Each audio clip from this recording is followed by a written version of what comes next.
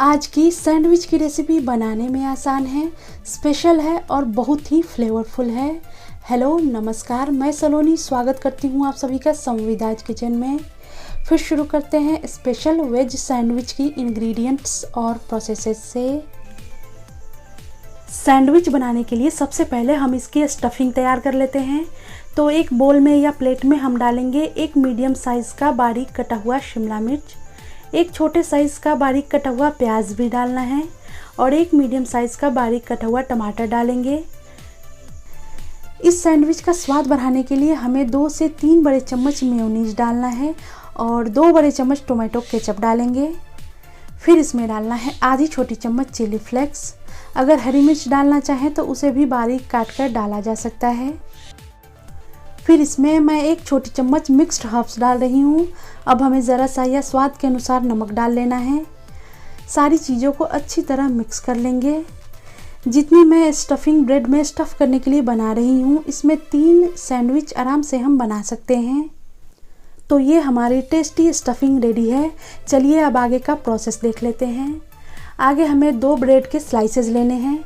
मैं normal white bread इस्तेमाल कर रही हूँ, आप इसकी जगह ब्राउन ब्रेड भी ले सकते हैं।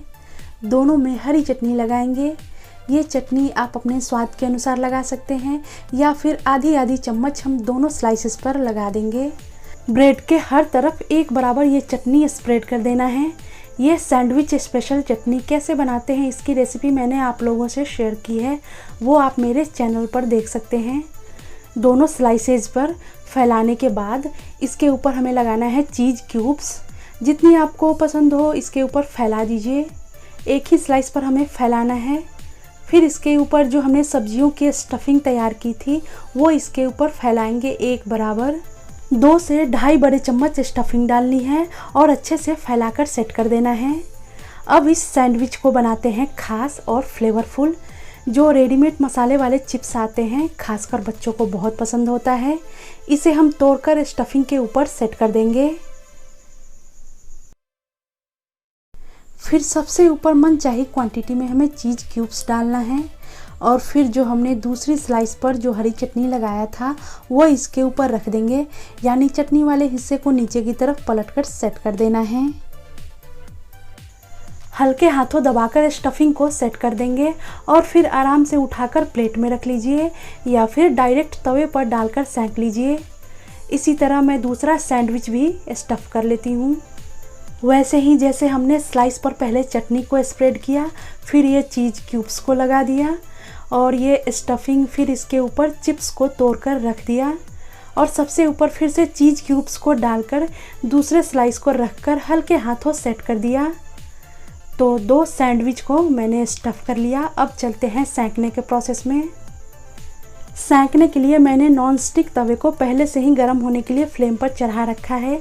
जैसे ही ये गर्म हो जाए इसके ऊपर डालेंगे बटर और बटर को जलने से बचाने के लिए ज़रा सा कुकिंग ऑयल। अच्छी तरह मिलाकर इसे फैला लीजिए। अब इस सैंडविच को हमें क्रिस्पी बनाना है, तो बटर की क्वांटिटी एकदम कम रखेंगे तो ये क्रिस्पी नहीं हो पाएगी। तो इतनी क्वांटिटी ज़रूर यूज़ करें ताकि सैंडविच अंदर से तो फ्लेवरफुल होगी ही, साथ साथ ये क्रिस्पी भी हो, तभी खाने में अच्छे लगेंगे। बाकी अगर आपको जितनी क्वांटिटी यूज करनी है आप कर सकते हैं। और हाँ, बटर की जगह आप घी का भी इस्तेमाल कर सकते हैं। बटर के मेल्ट होने पर मैंने दोनों सैंडविच को डाल दिया। इसे घुमाते हुए मैंने जो साइड में बटर मेल्ट हुई थी उसे भी कोट कर दिया, इस तरह घुमाते हुए। फ्लेम लो टू मीडियम रखेंगे और नीचे से अच्छा क्रिस्पी यानी गोल्डन होने तक सेंक लेंगे। अब ऊपर वाले हिस्से पर भी हमें बटर लगा देना है ताकि दोनों तरफ से ये क्रिस्पी हो जाए सेंकने पर। तो जैसे ही ये नीचे से क्रिस्पी लगने लगे इसे सावधानी से पलट दीजिए, क्योंकि अंदर से ये सॉफ्ट रहते हैं और चीज़ भी मेल्ट हुई रहती है। तो दूसरी तरफ से भी क्रिस्प होने तक सेंक लेना है। तो दोनों सैंडविच तैयार है। तवे से इसे निकाल लेंगे। इसे मैं आपको कट करके दिखाती हूँ।